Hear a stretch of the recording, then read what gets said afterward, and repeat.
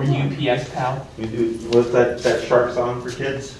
Oh, yeah. Baby Shark. We have 2 young nieces, Oh, so my they're goodness, yeah. big fans. Yes, for kids. So I think shark might be a good idea. Yeah, they would like that. Yeah, we'll get it set up. Let me see, That's what I have afterwards, because Enrique may be able to help you with the photo shoot here.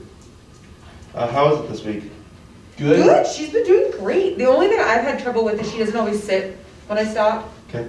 But other than that, like the turns. I would agree with that. She doesn't always sit. But she also hates sitting outside because the ground's like actually, wet. yes. So that's the exception. Because it's going to snow or when it's raining and stuff like that. I don't worry about reinforcing the auto sits. Okay. Come the springtime when it's nice Yeah. and you know that's perfectly fine. Because I think that's the main thing. Even when she sits, she'll go and she'll kind of like hover. She doesn't, you know. Yeah, so the only issue would be when I get dogs that are dog reactive or reactive in some kind of way, is in some cases, like I'll tell the owner, we'll let this slide and see what happens. Okay. And they'll say, Jesse, if I don't have the dog sit, the dog will blow up. Sure, okay. So I go, all right, well it sucks, so it's either your dog is not sitting and blowing up, or your dog is sitting on the cold ground, right, not liking it but not blowing up. Right. Right, so it's a trade-off.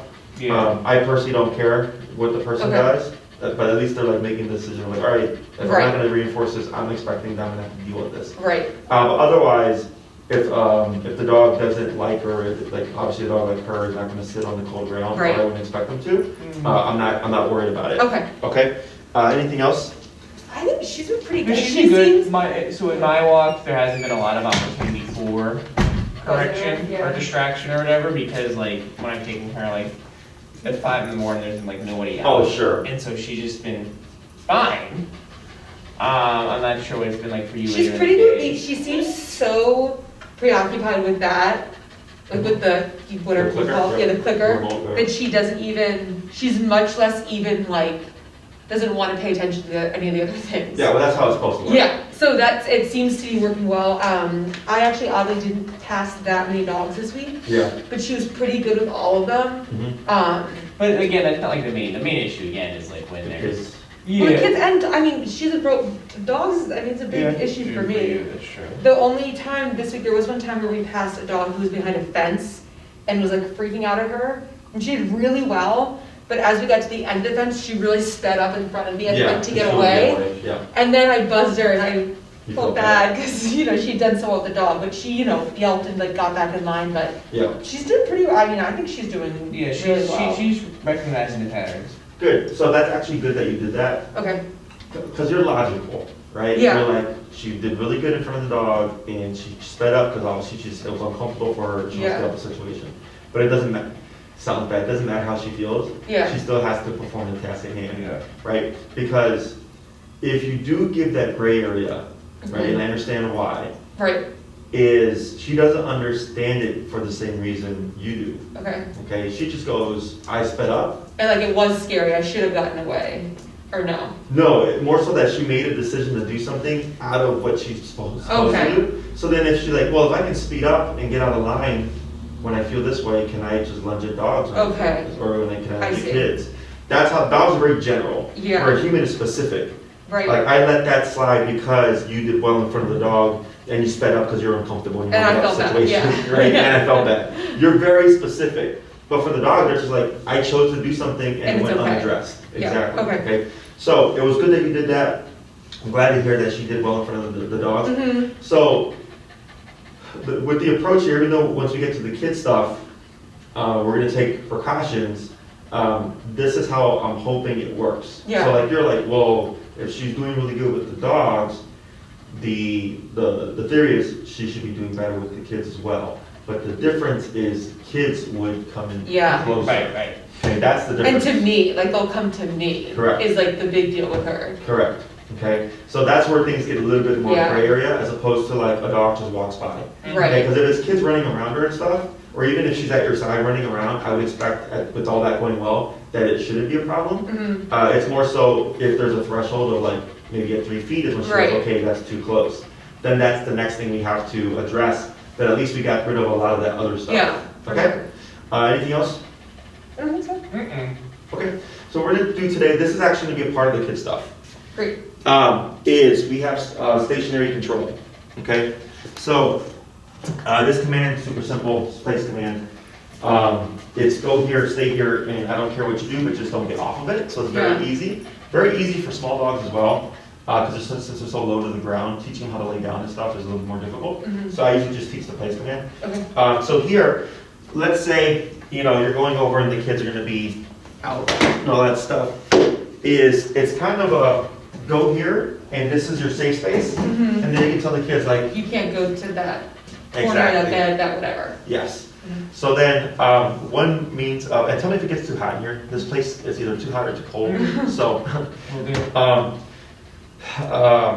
it's one, addressing Luna, right? You go here, you don't harass the kids, but then also like telling the kids, Luna's there, you don't harass Luna. Right. Okay? Give her a 5 or 6 foot buffer, or, you know, space or whatever, and she should be fine. And so when I get dogs that are not used to being around that kind of energy, like my dogs aren't used to being around kids. Yeah. Like, I can't remember the last time they were around kids, so they get very uncomfortable. Yeah. Is at first you have to get them comfortable with the energy. So just having them be like in the space with everything going on just kind of allows them to go like, oh, okay, like this isn't too bad. And then progressively closing that gap. So like for me, my aunt has, I think she has 6 or 7 kids, and they were, years ago, they were within the range of like, maybe like 4 to like 12. So and 5 of them were within that range, okay? Because there was 2 twins, or there was twins, and then so on and so forth. Yeah. So when I went over to like visit, I could only be there for a little bit of time, because I was not used to being around That many people. Yeah. that many people and kids, right? And you know, kids are loud. So like, but me as a human, go like, all right, I'm good. I'm just gonna leave now. Right. She doesn't have that option of like, all right, guys, bye. I'm gonna go Yeah, home. I'm out, yeah. She's stuck, and then eventually she gets so stressed, and she's like, you know what? I'm gonna have to set some rules here because this is not Right. good. Okay. So and then she sees them like puppies, and dogs bite their puppies. So it's not that well, she's you know when I hear a dog bit a child, I always have to get information. Yeah, that's another thing we've also wondered. She doesn't seem to like, you know, like bite like she did that one worker. It's almost like nipping at them. Yeah. But it's still, we still obviously get scared. It's because they're almost like still- she nips at like their sleeves or like their wrists. Yeah. Like, or their shirts, but like, you know, obviously that's not okay either, but it seems like a, Correction. yeah, Yeah. So in her world, that's technically valid. yeah, Okay. So I had a client who had a GSD, and the dog had bitten a few people, like pretty bad. So I came to help fix the problem, and they were like, "This dog is great with kids, though." Right? They're like, the kids do whatever they want, and I hate when people say that. Right? And I told them, well, if I'm going forward, I'm like, don't be that comfortable with this dog. Right? I was like, just as precaution. Yeah. 'Cause I was like, once it happens, it happens. Yeah. And he like really bit a couple of people pretty bad. So I was like, it's not that it has. if it it happens can to a happen. kid, it's game over. Right. So fast forward like 9 weeks into the program, I come in and everybody looks very solemn, and I'm like, what happened? Yeah. And they're like, you know, he bit a kid. And I'm like, tell me what happened. And there was 2 incidents. It was a one weekend and one like 2 weeks later. In the first instance, he had a water bottle, and one of the kids went to take the water bottle from him. And I was like, well, did he puncture it? They're like, no, there was like a little bit of a scratch and a bruise. And I'm like, that was a correction. I'm like, because he sees the child as a puppy. He's like, this is my water bottle. Yeah. Like, but the kid's taken away things from him before. I'm like, it doesn't matter. Yeah. I don't This time it was let too kids much. do that. Yeah. That's why I don't do that. So that was that, and I was like, but that was like, technically, I'm like, that was a correction, that wasn't aggression. So then the next time it happened, a couple weeks later, they were in a room, the adults had left to like, I don't know, get like a drink or something, and I guess they didn't know there was a kid in the room, and they think the kid tripped and fell on them, and then same thing, you know, yeah. correction, but to Yeah. the face, and then bruised the cheek, and I'm like, yeah, I'm like, that was just him saying like, you know, don't Yeah, dog got don't scared jump too. on me, you yeah. know? And they're like, but he should be able to tolerate that. I'm like, no. I'm like, that's not how it works. I'm like, would you like it if a kid just fell on me? You Yeah. know? Like, you understand as a human, so you wouldn't do that. Like, oh, when you tripped and you fell on me, but you'd most likely be like, watch where you're going. Right, right. You know? Dogs don't have, like, technically he did say that, he just said it in a very Yeah, different yeah. way. So those are things that I do, you know, always clarify for people. That's why I don't leave kids unattended with dogs. Yeah. I don't care if it's a golden retriever. I don't care what the breed is. I don't care if there's never been a moment of issues, because I've had people call me, Jesse, my dog's human aggressive. Tell me what happened. I don't know. I wasn't there, but the dog bit my kid. And I'm like, well, that's just poor parenting. And they're like, but they've been together for 5 years. And like, it does not matter, because you don't know if one day the dog just goes, I'm tired of this. You know, because people, when they say, I let my kid do whatever they want, they're pulling on the ears, they're pulling on the jowls. I'm like, and you don't know when your dog's gonna hit their breaking point. Yeah. You know, and they're you know, they have boundaries and rules themselves. So that's why I just don't do that stuff. The best approach is always being cautious, teaching kids boundaries, understanding what your dog's boundaries are. Yeah. We can always work on things. I'm always pro working on things, but realistically speaking, I just tell people never leave dogs unattended with children. Always be, you know, cautious, conscientious of what's going on. Teach children or the family or in the immediate space appropriate dog introduction. You know, child to dog introduction always under adult supervision. I'm very, very strict about it because kids, when they get bit by dogs, it's very traumatic. Yeah. It's super traumatic. I've had so many stories about that stuff, and I'm like, I have adult cousins who are 50 years old. They still don't like dogs because one of them got bit as a kid. yeah. I mean, it's very psychologically like impactful. So that's why I'm very cautious with children. So that's where all those things come into play. So what we're going to do here, any questions about that stuff? No. Make sense? Yeah. Right, so as much as, yes, I do expect dogs to behave themselves, at the same time, I do recognize that they have boundaries. I see the world through their eyes, and I'm not just like, no, your dog's not aggressive because they bit a kid. They were actually just correcting the kid. I've seen aggression towards kids, and trust me, it's very different. Okay? Yeah. So what we're going to do here is we're just going to worry about teaching Luna what we call the send. Okay? The send is when she goes from your side to the place area. Okay? So we're going to teach her how to get comfortable with going here, teaching her that going to the space is another option for turning off the remote pressure. Okay? Because before, for the last couple of weeks, it's been be here or put your butt down. Right. And now it's going to be go here. So there's going to be a bit of confusion in the beginning. Okay? So who's going to go first? Mike. All right. What's our number currently at? 13. Let's go down to 8. So whenever we teach anything new, we always do go down low. And what we're going to do is we're going to start about a foot or so away from the placemat. So you'll be about, let's say for instance here. You're going to lightly pull forward and tap, and you're going to keep yourself stationary. Okay? You might have to step on the bed in case Luna tries to, for some dogs if it's unfamiliar, she'll try to push the bed away. So I'll anchor the bed with my foot as I lightly pull forward, and I'm tapping until I see her pop onto the bed. And then once she's on the bed, I stop tapping, I wait. If she tries to hop off, I simply put more pressure, start tapping again until she goes back on, and I keep repeating until she holds still for a moment. Then I'll cue the word break, and then remove her, and then try again. And this send is what the... So we're not saying anything here. Okay. The command is actually place. What we're teaching is the send, which is sending her to the bed itself. Go ahead. Tap, tap, tap, tap, and good. And a girl, wait a moment. Go ahead and say break, break. And we're gonna move around, and we're gonna try that 4 more times. Come here. Okay, come on. Yep. Good. Good girl. Okay, break. Let's go to bumper to 10. I'm not sure if she's feeling that. No. Come on. Come here.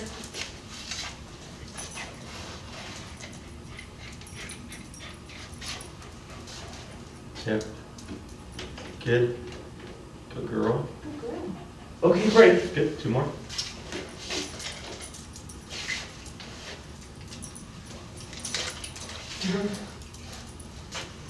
Yep.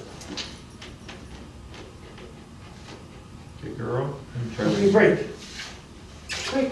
Good. Come on.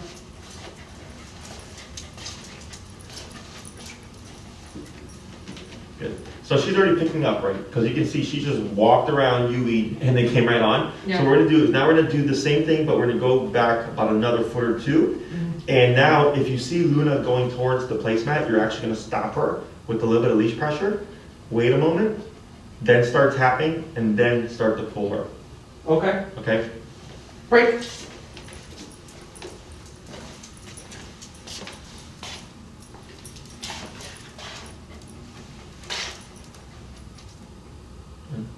Yeah. Yeah. Good girl. Good. We're gonna try that again. We're gonna do it 4 more times, and for Okay, this great. one, you're gonna be stationary, and use the tapping and just the leash to get her to move forward. I'm going to be stationed, so I'm not going to walk with her. Correct. Ah, okay.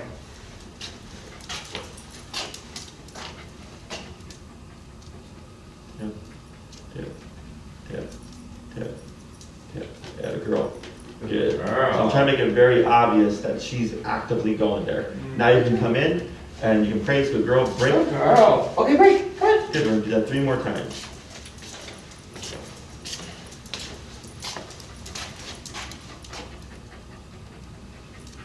Yep, yep, good. And a girl. You like it up there? Good girl. Good job. Okay, break. Okay, 2 more.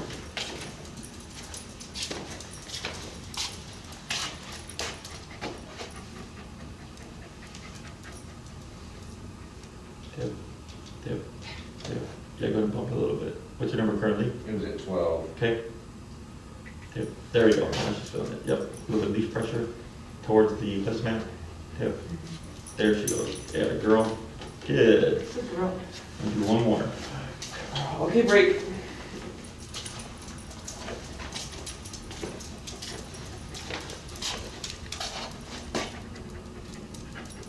Yeah. Good. There she goes. Very good. Good. We're going to come in and give her some praise. And a girl. Oh, Cal. Good job, Cal. We're going to go ahead and swap handlers here. Should I keep it at?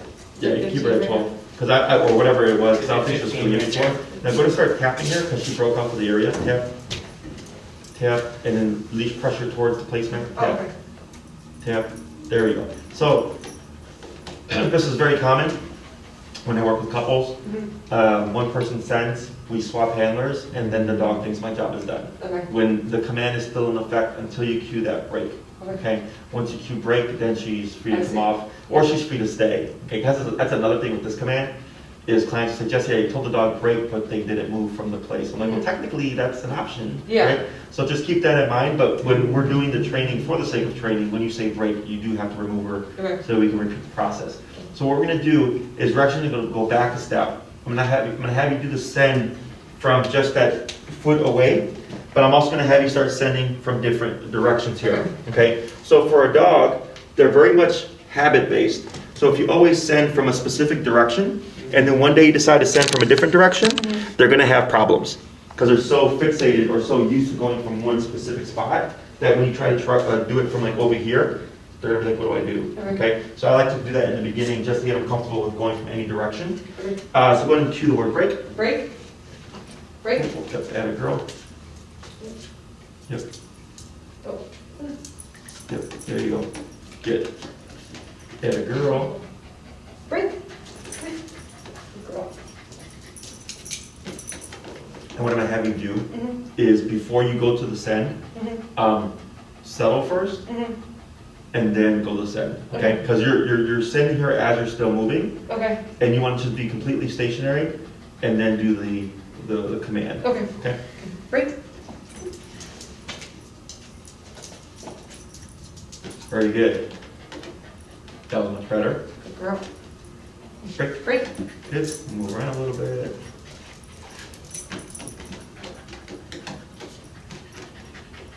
Get a Break. little more. Girl. So you're still sending Oh, yeah. as Okay. So we're gonna try it again. So I'm gonna coach you through it, okay? Okay. Break. So break. So go ahead and walk around. And All right, pick your spot. Now wait. Okay. Now send. Tap. Tap. Good. We're gonna try that 2 more times. Okay. Break? I'm the problem, but not you. Right, wait a moment. Yep. Right, wait. Now send. Good. Do 1 more. Break? And you see how she's starting to lay down? She's starting to get more comfortable with the command. How do you designate a spot like this in the home if we don't have, obviously we don't have We this don't leave her spot? bed. So yeah, you can use a dog bed, you can use a towel, you can use a blanket, you can use a rug. But it should be like a command. defined. Yes, it's just it doesn't have to be elevated like ours is. So like I actually had a client where I forgot my placemat, so I just used my jacket Okay. because it was grass and then my jacket. Yeah. So the dog just needs something that's an outline to know what the perimeter I'm is. thinking maybe we get something like this for the weight. Not a bad That's idea. where it seems like the most problems happen. Not a bad idea. So now we're gonna do same process, but I'm gonna have you increase that distance to that 2 to 3 foot Okay. distance, and also you're gonna be stationary, Okay. okay? We're gonna do a couple using the leash pressure, but then we're gonna flip it and then do the tap, and then first do the tapping, followed by the leash pressure if needed, Okay, okay? break.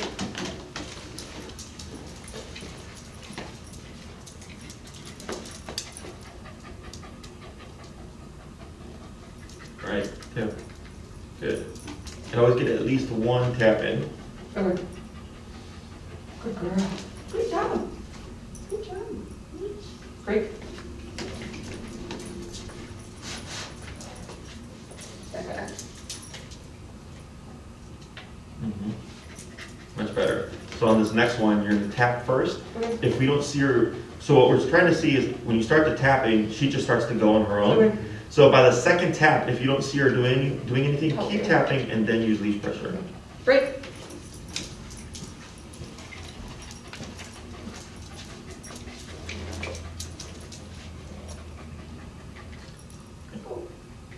There you go, now leash pressure. There she goes. Yeah, girl, good job. Good girl.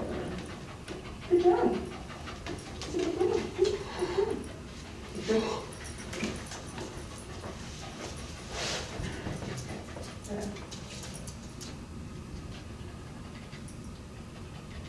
Now leash pressure. There you go. Good. Try a couple more. And you're at 15, you said? Yeah. Okay. Yeah, good job. Break.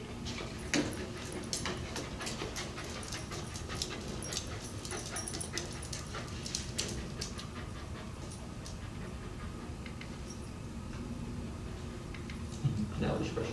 There you go. Yep. She started to think about it after the second tap. Try 2 more. Break.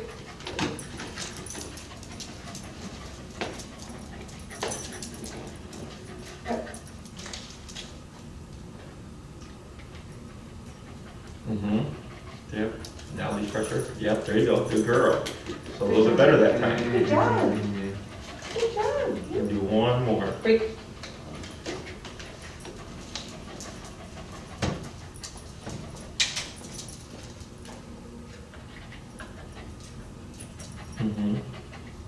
Right, there she Good goes. girl. Good girl. So on that second tap, she was going on her own, correct? Yeah. Then we don't do Yeah. anything. Yeah, I didn't. Yeah. So go ahead, we're gonna keep her there. Go ahead and have a seat, okay?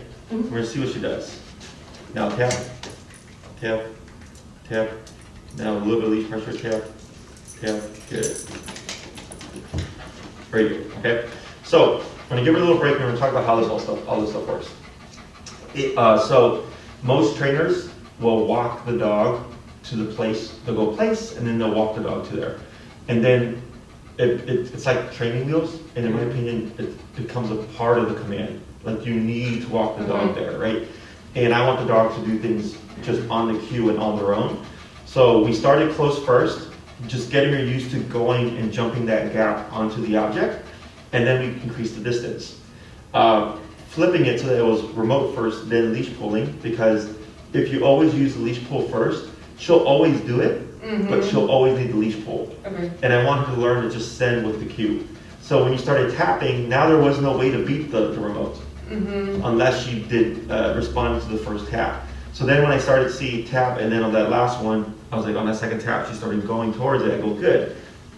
Now she's starting to associate, when I feel this, I go here. That's now the new answer to shutting off remote pressure. Okay, now we're gonna put a cue to this, which is gonna make things even easier for her. But in the beginning, I wanna make sure that the remote is absolutely what is sending the dog to the object, not the leash, okay? So we slowly increase the distance to make it a bit more obvious for the send, that she was going from your side to the place with very little help, okay? Any questions about this so far? I don't think so. So this doesn't have to be anything fancy. I've had people use yoga mats, kitchen mats, bathroom mats. I had a person that used they had an area rug, and they're like, can that be placed? And I said, yeah.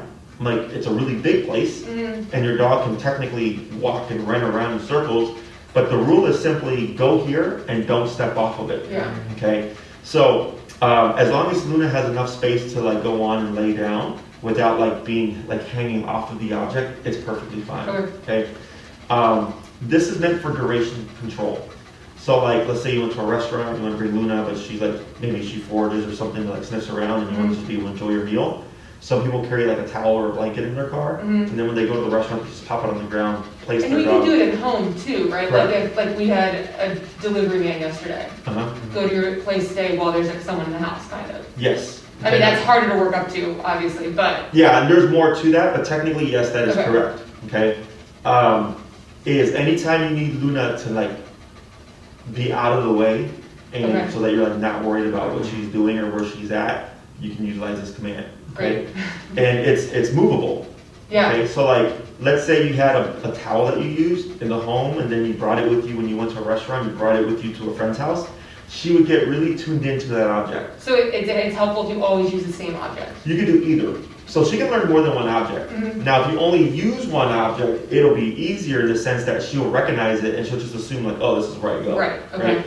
But like, let's say in the living room you had like a dog bed, and then in the kitchen you used a kitchen mat, and then you had a towel when you go out, right? Yeah. Is you would have to teach each one of those individually. Okay. Okay? Like, don't assume that if you go home today and you go to her bed and say place, she's just gonna go, oh, okay, it's a new object for her. Right now, place is this. And it's very specific, okay? So as you teach her more things, she'll learn to recognize, oh, when I'm in the living room, place is I go to this one. Yeah. When I'm in the kitchen, place, I go to this one. Right. So she'll learn within the context, okay? But you can absolutely use the same thing, or you can have different things, or you can have ones that you interchange throughout the home. But you just have to be clear for her and like teach her in the beginning, this is also a place area, then she'll learn to send there, okay? In terms of duration, you can do as long as you want. There's no limitation to this command because you're not doing anything, it's nothing extraneous, it's nothing that's redundant. It's just go here and don't move. Right. So I don't care if she's sitting, standing, or laying down, as long as she doesn't step off of the area mat itself, she's perfectly fine, okay?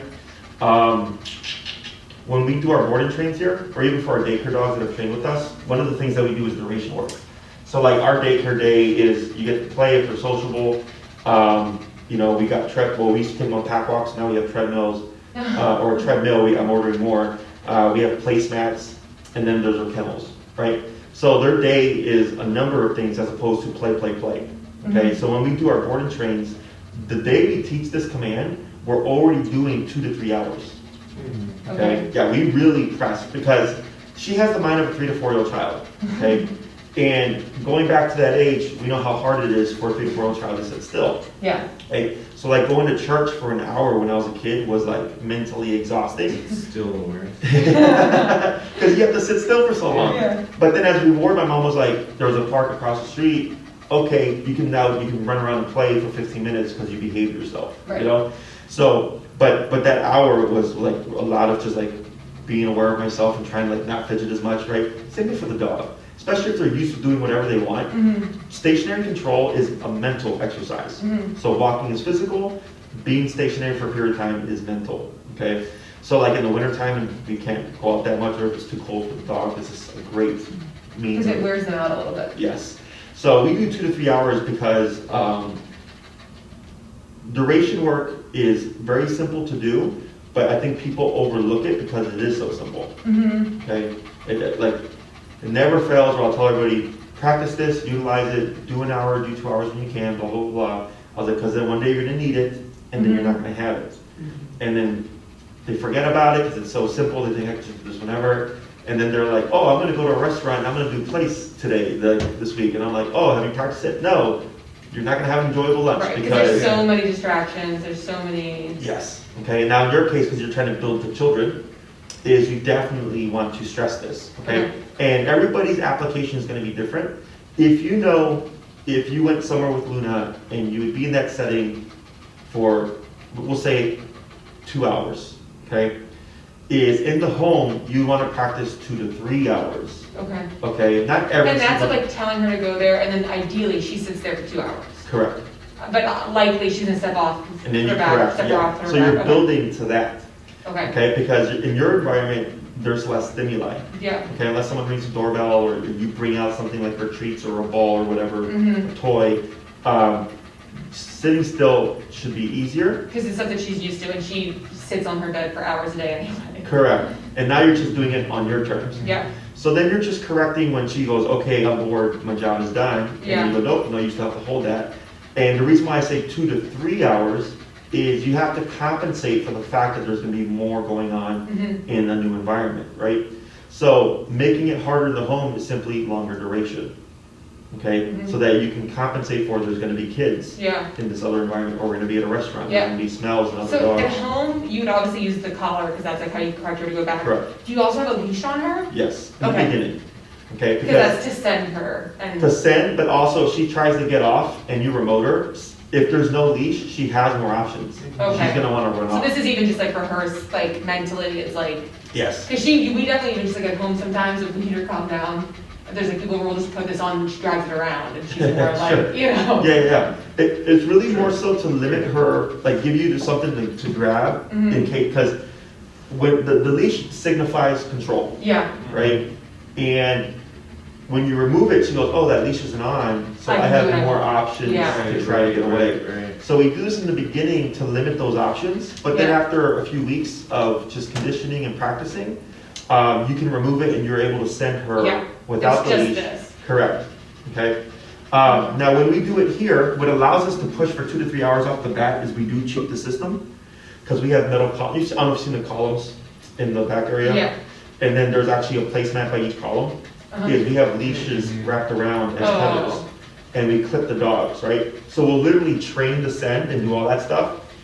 When we're done, we'll place them, tether them to the column, grab another dog to go train, and we're across the facility. And the dog's just sitting there like, well, I'm here. I'm here, guess I can go. And we can correct them from a distance, Okay. but they can't get anywhere. So could you like flip this around like the couch leg? Yeah. Okay. Yeah, that's what I'd say, something like a table, something like a couch leg. Some of my clients had like the old school radiators, so like Yeah. in the summer they weren't on, I told them just tether the leash to the radiator, and the So dog. anything that just gives enough resistance, because she is She's unlikely small. to like Yeah. pull a ton. Yeah, so you can put her on anything that you feel would hold her weight, Yeah. and then, if you use something like a couch leg, I might shorten the leash or So something. she doesn't get up on the couch. Yeah, because that's So gonna that's become exactly an what option. she'll do. Now, if that does happen, you would keep remoting at a slow and steady pace, grab the leash, and a little bit of pressure to help her off the couch, back onto the place, Yeah. okay? And that's the other reason why the leash is there, is to help provide guidance when needed.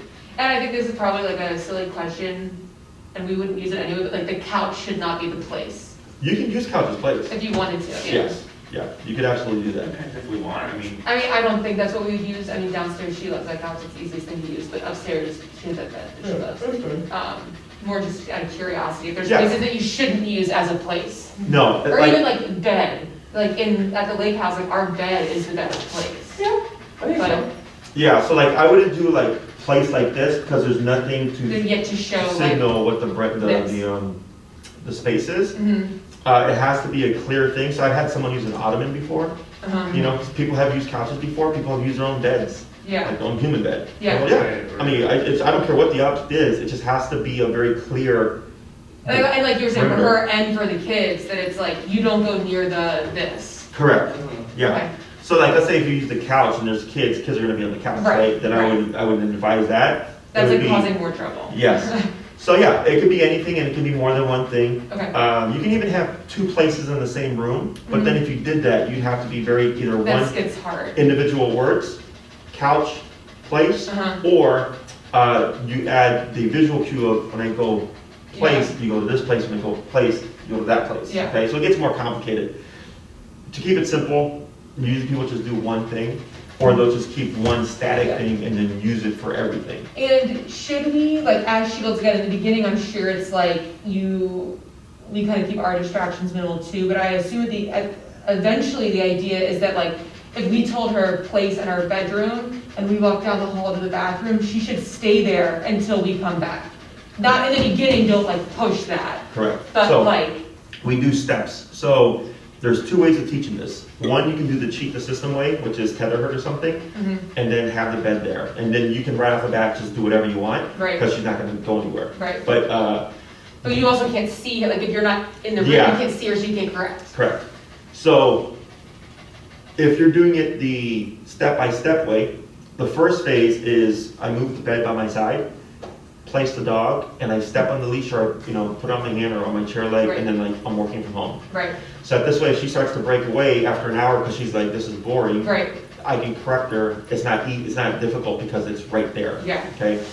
And then for the first stage, if you get up to go like get a drink of water or something, I always release the dog first, then I get up to go get the water. Okay. So I don't even try to leave with the dog keeping her. Okay. You're just like telling them that like you can move, but it's on my terms. Correct. Yeah. So then I break them first, then I get up, get my water, come back, and place them again if needed. Okay. Okay. Because I want to prevent the pattern of if you get up first and then release Luna, she's gonna think every time you stand up. It's on her turn, and it's like on her terms too. She's gonna assume it. Correct. Okay. So we flip it, so we avoid that problem. Okay. The second week, I go still at my side, but now I'm gonna get up and walk, and you're gonna stay put. Because you need that week of foundation and correction as a teacher. You stay here to make it much easier to correct in the next week. The third week, I put the dog a little bit more away from me, okay? And because it's gonna be less corrections. By the fourth week, now it's the dogs across the room from me, and I start to go into other spaces for short periods of time until I know the dog's pretty solid and they won't move, okay? So if you do the phases, that's more so if you're not using a tether. Because if you use a tether, you can get up and move, it doesn't matter if she makes a mistake. But then I try to make her correct herself, no repeating, by only using the remote and only using the leash if absolutely necessary. Okay? Other questions? I don't think so. All right, so I'm gonna have you go ahead and stand up here. Good, this is fine. So remember, she can sit, stand, lay down. Yeah. She can even play with a toy. She can even chew on a bone. Yeah. As long as she doesn't step off the area. Yeah. Now, my Pit, when she was a puppy, like I would give her bones, and then it would roll off. Oh. So then she would cry for it because she knew that she couldn't step off the area. Yeah. So then I would have to give it to her. Yeah. But then she kept doing it.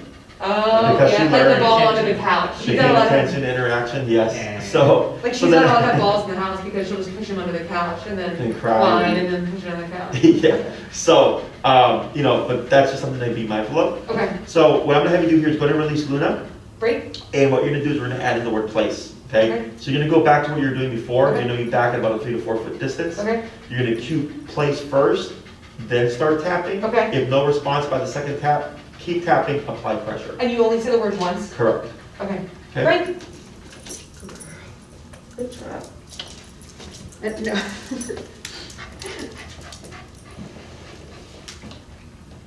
Place.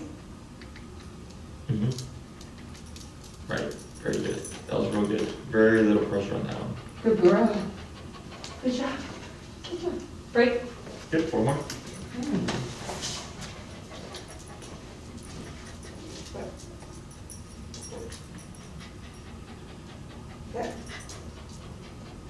Place.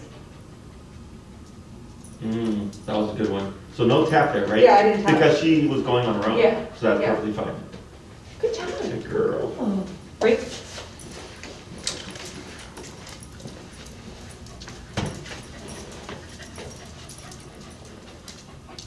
Place. Yeah, girl. Good job. Very good. Oh. Good girl. 2 more. That was a good job. Break.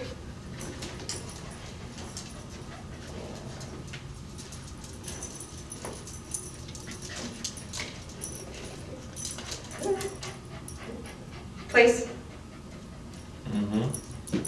Yeah, the girl. Oh, you're so smart. Good girl. Got 1 more. Break. Yeah. She's like, please don't be doing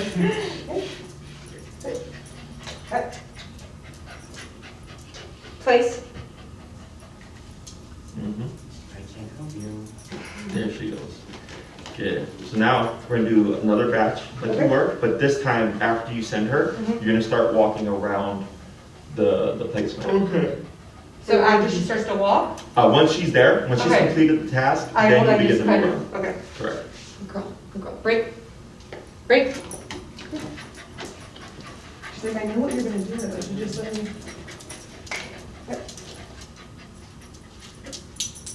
Place? I guess she's already not good. It's okay. I mean, she's been doing good for the other one, so a little freebie is fine. So like if she did try to break off, you would stop moving, start tapping to see if she would self-correct. If she doesn't self-correct, you keep tapping, then apply pressure. Okay. So as much as possible, you're always trying to get things done with the remote. It's just her to do it. Yes, because eventually you're not You going to don't, have like you that said, you leash. don't wanna like have this be the signal. Correct. Like the pulling and the. Yeah, with it's the remote as much as possible, because once she's off leash or whatever, And that's all the you're goal gonna is have. to just, yeah. Okay, 3 more. Break. Yeah, you're learning that that's the safe place. Sit. Place.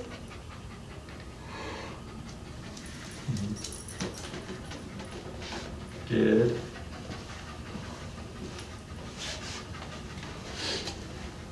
She's not very distracted right now. Break. Good. 2 more. Come on. There, girl. Good job. That was a good fast.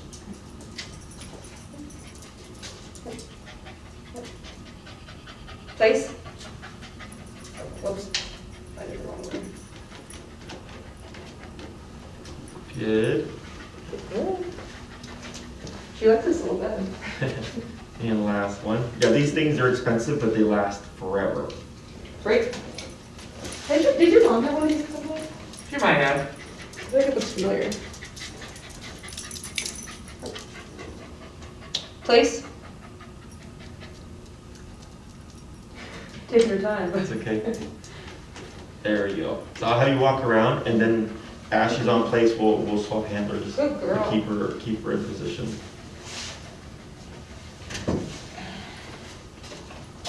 Right, good. Okay, break. Good. So you'll do the same thing to start applying the word. We'll go back a step, and we'll go to the send. Well, actually, you guys started at 10:30, right?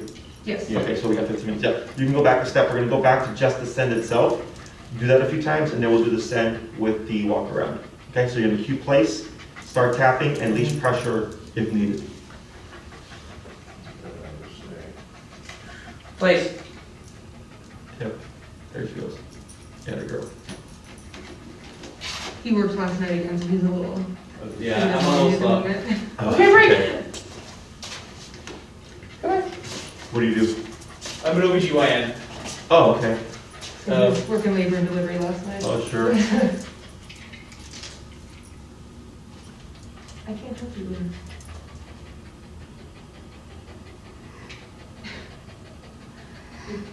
Would you like some coffee? No, because He then needs to I gotta say go this back for to tonight. sleep. Oh, okay. Place.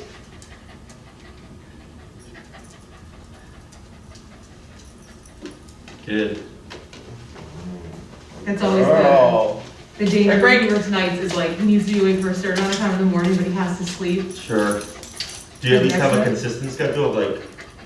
He works like a week, this time he works a week of nights. So it's So always it's like not- 6:30 it's not to bad. 6:30. It's not terrible, but it makes Place. sleeping during the day difficult. Sure. Oh, you're cheating. Tip. Tip. Ah, Yep. Keep tapping a little bit of pressure. There you go. Good girl. Yours went really far. she knew. She knew. Okay, break. Do 2 more.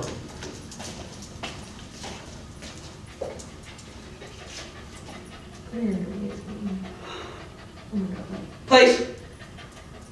Don't tired shame me. Tip. Tip. There you go. Good. I like that. Because, right, 2 taps and turn around and one straight. Yeah. Good girl. Break. 1 more.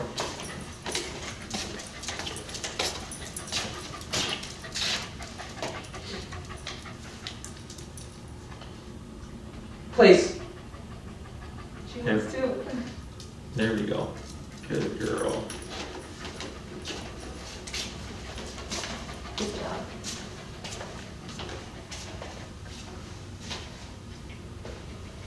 Hey, break. Good. We'll do 3 more. We'll do the place with the walk around now.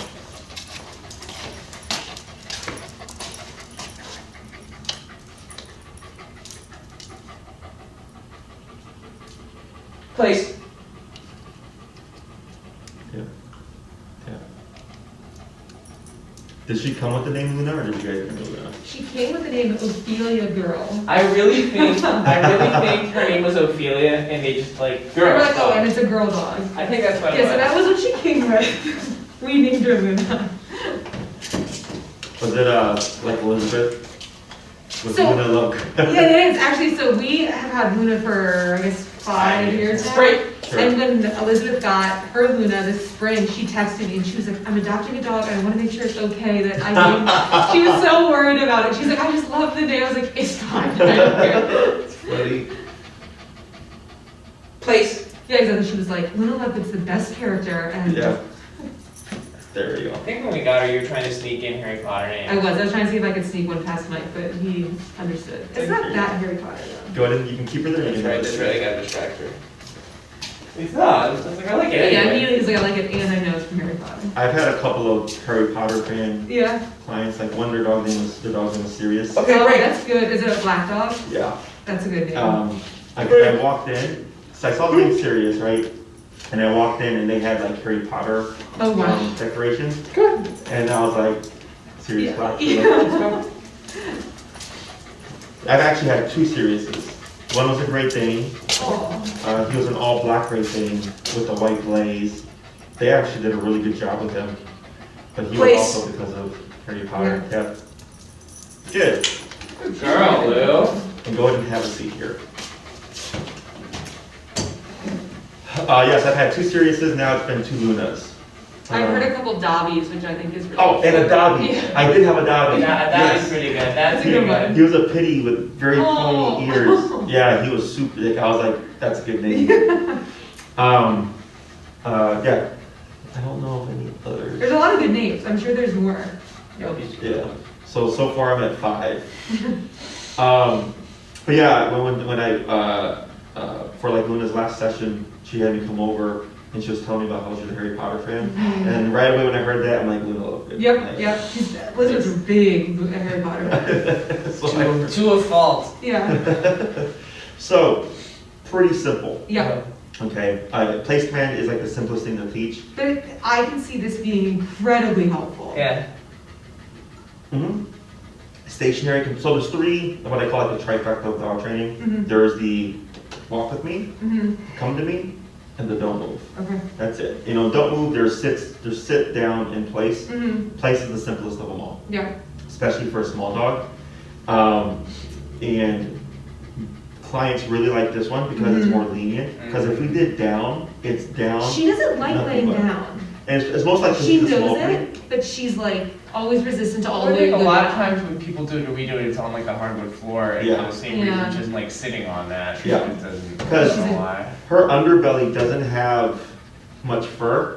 So like chihuahuas, cold and stuff. short-haired chihuahuas won't lay down on stuff like this. Okay. You know, then so if I work with a dog that small, if we're teaching them down, which I typically don't, because it's harder. And it's for- also, they're so small, it doesn't make that much of a difference. Yeah.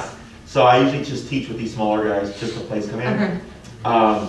But it makes it easier for you because all you have to worry about is her not stepping off of Yeah. the area. Okay, as opposed to being in a very specific position. So, and I don't think this is gonna apply to you, but just so you know, excuse me, is if I said place and then down, Mm-hmm. Luna is not in a place anymore. Oh, right. She's in a Okay, down. but place just means like go to that place, do what you want. Correct, But down is like you're down, Very specific. happen to be on that place. yes. Okay. Okay, you're like the first person that is actually able to connect that. Most people cannot. Because like the most recent command always supersedes previous ones. Override, yep. Because I think that was similar to what you were saying last week about the like, Mm-hmm. if you are doing heel and then you tell her sit, she's no longer in heel. She's in a sit. Okay. So if you walk, she should not move. Yeah. So it gets it's a very simple concept, right? Just remembering whatever I said last is what the dog is doing. Yeah. But people forget, Yeah. you know, or people think like when they come to a stop with the heel and the dog sits, they're seeing it as a sit as opposed to an auto sit that's built into the command. Okay. So yes, but for, you know, like you guys are gonna tell her down, one, because you know she doesn't like to lay down, but 2, she hasn't learned it through remote yet. Right. But that's just something so that you know. Okay. We don't need to say stay here either, because Okay. it's implied. Okay, so sit down and place have implied stay. The way we create that implication is like earlier when we swapped handlers Mhm. and she broke away and you Mhm. corrected her, that's what taught her, hey, when we send you here, do not step up. Right. Because this will happen unless you're given the cue of break. Okay. Then you're free to do as you please. Okay. So just making sure that we're very aware of that. This exercise of descend, 2 times a day, 2 to 3 minutes. Okay. Very simple. Very Okay. yeah, for sure. Because you're just, and she's already doing really well. Yeah. Because like he was sending from like 6 to 8 feet back, Uh-huh. you know, and you saw she was having a little bit of difficulty, but she was connecting there. Yeah. Now, I've only ever had this happen once, but I had one client that wanted to be able to send her dog from anywhere within the home. And I said, it's fine, but you're gonna have to practice to that. Yeah. So the way we work to that is first we always start close, then I work my way back, all different angles, then further back, and then from a different room, Yeah. right? So, but most people, they just wanna be able to send the dog. Yeah. Okay, so I usually go about 3 to 4 feet. Uh-huh. It's pretty good, so it's very obvious the dog recognizes to go somewhere. And the leash is only so long. Correct. So when you practice, practice to what you're wanting. If it's just, we want to be able to just send Luna and have her not move for 2 to 3 hours and Yeah. just do the send from, 3 to 4 feet back, 2 to 3 minutes a day.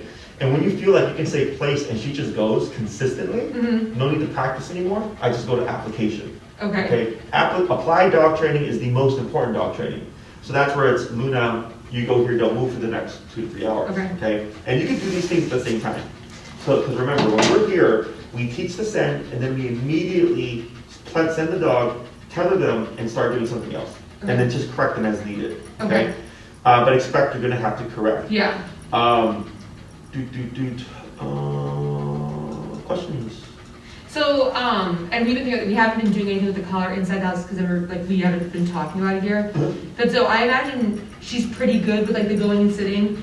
But if she here's a truck outside, here's the delivery belt, that's when she's definitely gonna run off. Mhm. So you just, the collar's obviously on, and when she does that, you just does her. Correct. Or tap. So what you're gonna most likely see is if Luna's on place, she hears a truck, she barks, Yeah. and you remote her, what do you think would happen?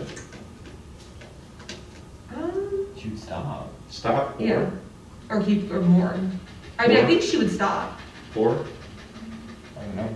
I would hope go back to the place. what if she's still on the place? Oh, leave the place? Yes. Okay. Okay, so if she's on the place, she's either gonna stop barking, keep barking, or jump off of the place. Yeah. Because she's thinking the tap means get off of Something's it. wrong, yeah. So what happens is, she's on place, she barks, you correct, she hops off in confusion, you keep tapping, see if she hops back on, or keep tapping and help lead her back on, Mhm. and then stop the pressure. Okay. Usually by the 3rd time, the dog will connect. I literally had this happen earlier with the dog.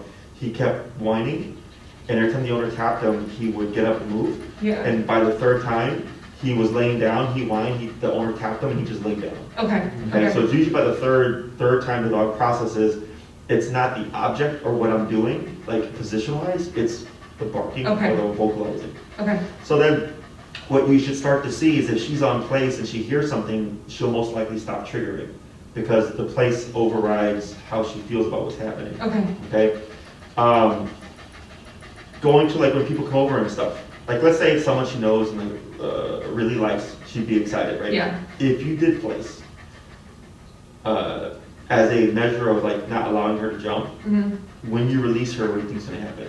Run, go. Yeah, those are 2 different things, just make sure that we're aware of that.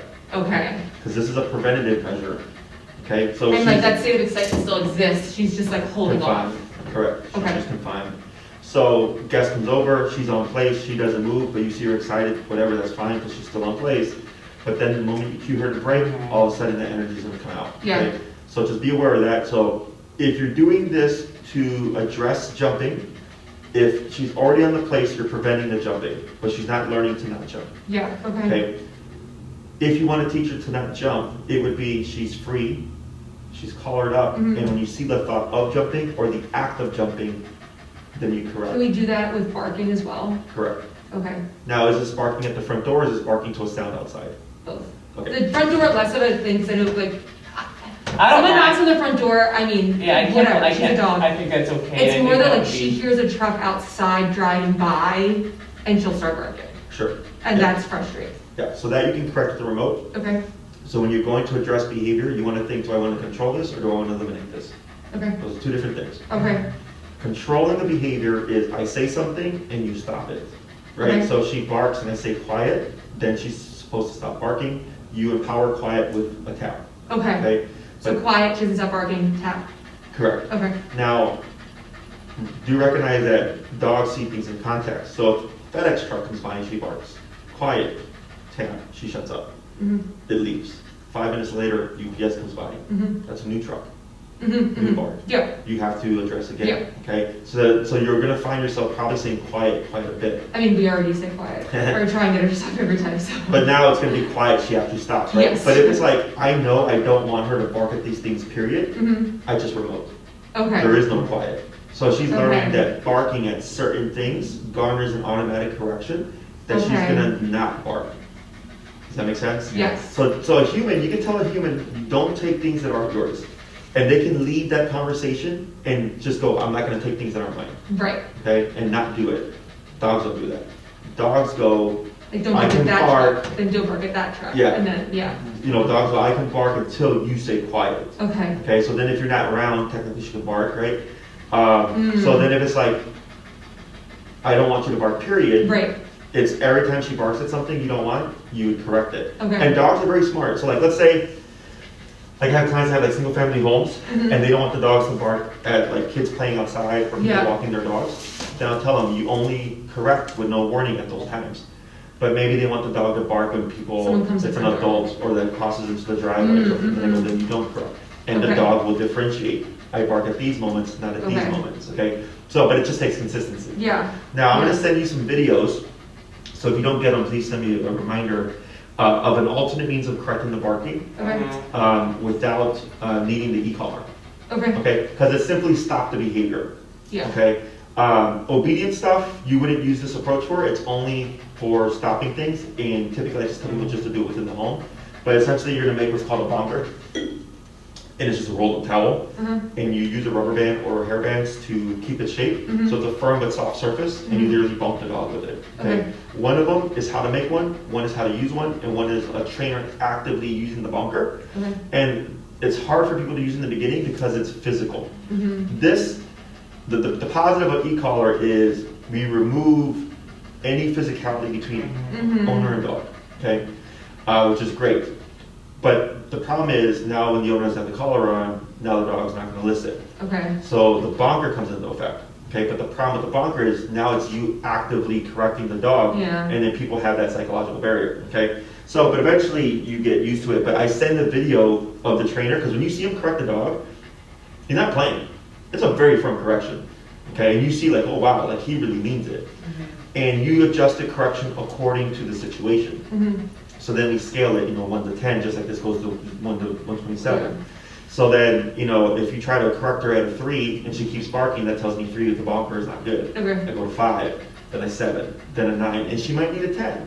Yeah. So then otherwise you'll find yourself needing to have that in order to keep her in check. And ideally within the home, at some You don't point you have want to to have progress it, past yeah. that. Outside or in situations where there would be other things to account for, expect to have the collar, Yeah. right? But in the home, typically collar goes away unless I'm dealing with a very extreme case. And this is one means that we kind of start to progress towards that as we start applying the bonker. Mm-hmm. Okay, so the dog goes, oh shit, like you don't need to have this thing on me in order to Right. correct me, like you will correct me yourself. Okay? Mm-hmm. Any questions? I don't think so. Good job. This all looks good.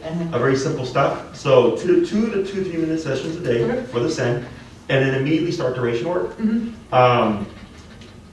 You don't have to do 2 to 3 hours every day. 30 minutes here, Mhm. an hour here, 15 minutes here, 2 hours here, but just do apply it at least once a day. Okay. You're not being mean. Dogs sleep 16 to 20 hours a day as it is. You're just picking where she's doing it. Okay. Okay? Any questions? I don't think so. Good. Thank you. You're welcome. Do you want to do your